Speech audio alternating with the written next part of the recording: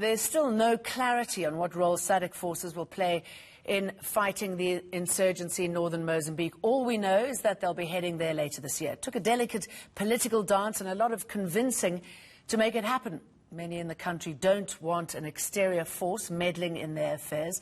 Some fear this intervention could represent another threat to the regime and expose the grassroots reasons behind the violence. So let's speak to Alex Vine, Research Director from Chatham House. Very good to have you with us, Alex. Should those in the country, the political elite, be concerned about this SADC force that will be entering their country anytime soon? No, they shouldn't be concerned. They're right to decide how much of SADC do they want and decide on what are the strengths of the defense and security forces of Mozambique and where do they need regional support. So I think they're right in that regard. And so the SADC summit was good in that it agreed in principle that SADC will provide support. But we, as you said, now will have to wait for the detail. What exactly will be provided, time will tell us. We spoke to Human Rights Watch yesterday, and they say they're very concerned about that. They have no idea what the remit is, and asked how this sort of conclusion, the solution, could be reached without including that important detail. How much of a detraction could that be? Well, look, there's already some involvement in SADC in Mozambique very discreetly. South Africa, I think, has been, since the beginning of the year, has been providing some discreet support. There are reports that Zimbabwe has been involved. I know that the Angolans are discussing with the Rwandans and providing some advice around the Rwandan deployment that seems to have occurred. So there are things that are already happening from within Africa as well as from outside Africa. Training packages by Portugal and America, for example, have been ongoing. For SADC, I think it is really about working out what it can do. And there is a bit of a dance too. Officially, a number of SADC members are saying they're putting a lot of pressure on the Mozambique, on the Mozambican government. But privately, these governments are actually fairly relieved that Mozambique isn't saying, no, bring in 3,000 SADC troops, because who's going to pay? You know, I mean, sorry, that is a big question, isn't it? I mean, we're hearing, Rwanda, possibly 2,000 troops, and there's a belief that possibly South Africa is going to send the biggest tranche of fighting men, women.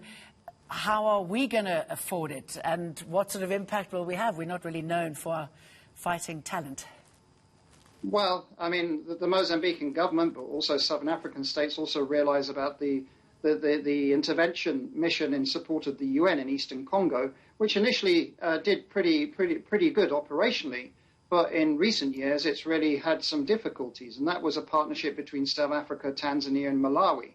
So you're absolutely right. There are lots of question marks, and I'm unconvinced that a very large force is something that the Mozambican government is looking for. It is looking for niche support in particular areas that will enhance its own capacity, as it is also busy focusing on training up its own military to be more effective. And it still is using private security contractors, including the South African defense company Paramount, that is providing the Gazelle helicopters and supporting the MI helicopters. So, you know, it's a kind of menu that the Mozambican government has decided upon. What sort of political leverage will be weaned from this? What do you think countries involved will be hoping to get out of it?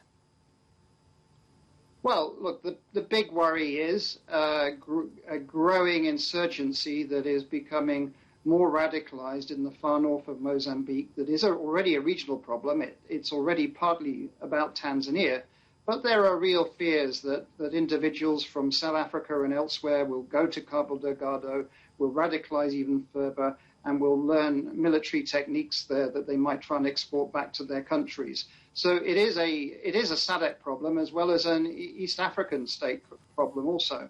So let me go back to that's why everyone's concerned. Yeah, let me go back to what I touched on in the beginning. Some of the concerns raised by those in the country. They're worried that SADC forces might be able to actually see the sort of grassroots problems that are evident in the country that's leading and assisting this insurgency over there. And there are some in the upper political echelons who are concerned that this will prove an even greater threat to the regime. Are those fears justified?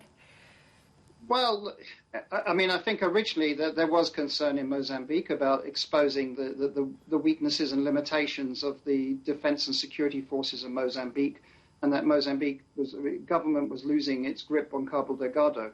But the events of earlier this year, the 24th of March, with the attack on Palma, and then the declaration of force majeure on the Afungi gas project, which is the largest investment in sub-Saharan Africa, has been a wake-up call for the party of government in Mozambique, Frelimo. So they do recognize that they need support, but they are going a la carte. They're not going on a set regional menu. They are choosing what sorts of support that they need and will accept. And so President Nyusi of Mozambique still has agency and is in the driving seat of this process. And obviously, there are many players that want to get this resolved, particularly from a human rights point of view, the disaster that's happening there. There are hundreds of thousands who've been kicked out of their homes, but also the fact that the country attracts so much foreign direct investment. I mean, there's so many people there who have got an interest in safety being restored. Yeah, absolutely right. The humanitarian situation is dire. It's really worrying. We're up to about 750,000 internally displaced. 1.2, 1.3 million people are traumatized and in hunger. This is a massive humanitarian problem, which has spillover effects also into particularly neighboring Tanzania, but other countries are worried by this, Malawi, for example. And so, again, this is why this has become a regional and international priority to deal with. The way to turn this around is initially with more effective targeted military activities, but then it is all about humanitarian and development. It is how to get development into these zones, to start weaning off some of the individuals that are involved with the insurgents and start to squeeze this thing. It's still an infant insurgency. It only started in 2017. It is still very new. It's not even adolescent. It's still very young. And we certainly don't want it to mature, do we? Alex Vine, very good to talk to you. Thank you.